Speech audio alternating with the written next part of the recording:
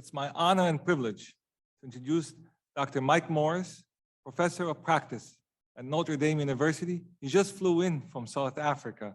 So he said, Ayman, I will come, and he did come to support ICSB. He must be tired, but let's recognize him as well. Thank you, Dr. Morris.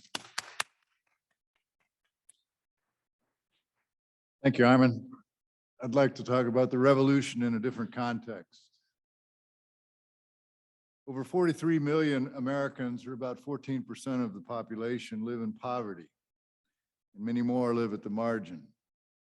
Among minorities, poverty rates can be 2 and 3 times the national average. Meanwhile, the gap between rich and poor continues to widen. Today, in America, the top quintile of U.S. households accounts for 51% of income. The bottom 2 quintiles account for 11%.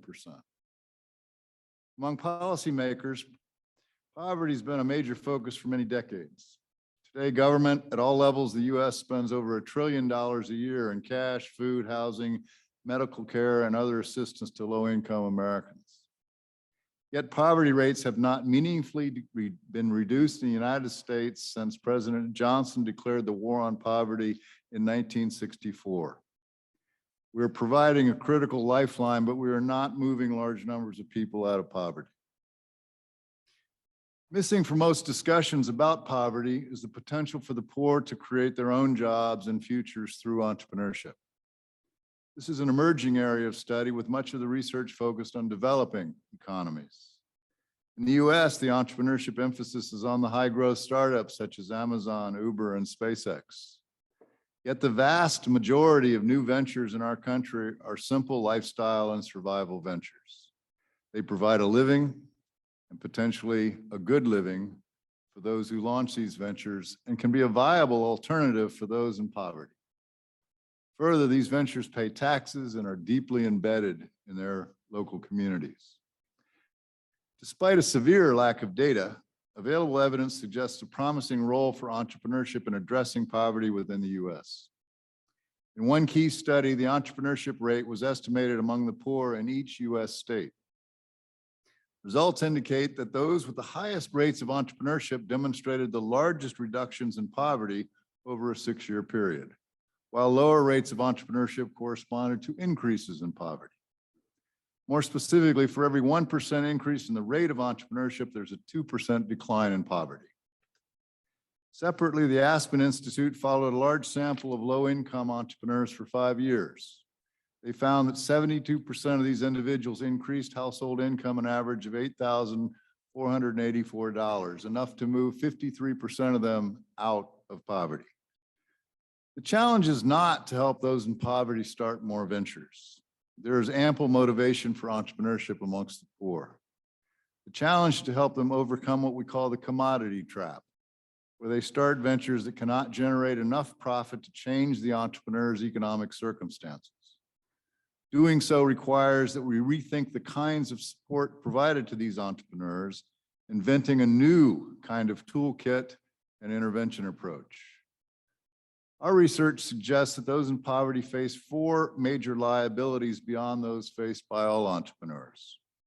These include significant gaps in functional, financial, technological, economic, and business literacy, a scarcity mindset that hinders the ability to plan and act strategically, an inability to focus due to significant non-business distractions, and lack of any safety net when adverse developments occur.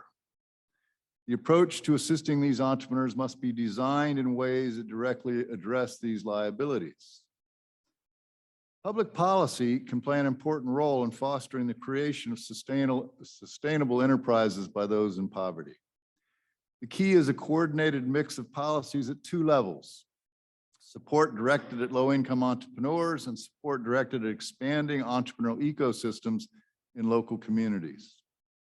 Examples of policies where the government can deal directly with the entrepreneur include income subsidies tied to venture progress, subsidies for childcare, regulatory relief, preferential contracting, and tax credits that incentivize equipment and technology purchases.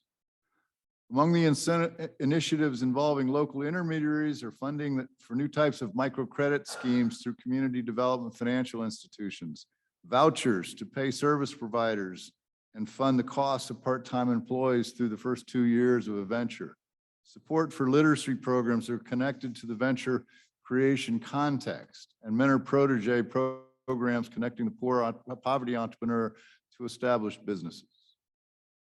Finally, government support must be tied not simply to entrepreneurial outcomes, such as the numbers of ventures started or jobs created.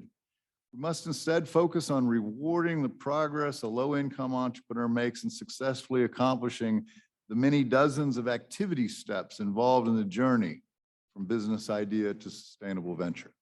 Thank you.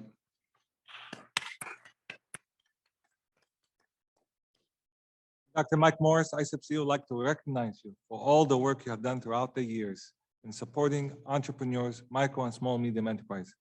We know your work, we know your body of work, and we know what you have contributed to us. We would like to recognize you with this gavel from ICSB.